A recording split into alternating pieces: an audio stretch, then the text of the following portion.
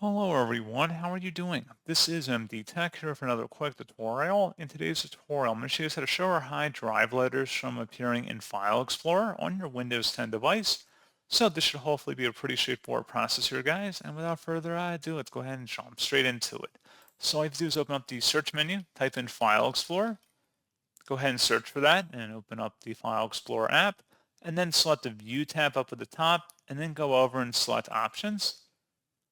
Select the View tab now, and then if you go down, there should be something that says, if we go down a little bit further here, where it says Show Drive Letters, either check mark that or uncheck it, depending on your preference, and then select Apply and OK to save it, and that's all you have to do. So pretty straightforward process, guys, and as always, thank you for watching. I do hope that was able to help you out, and I do look forward to catching you all in the next tutorial. Goodbye.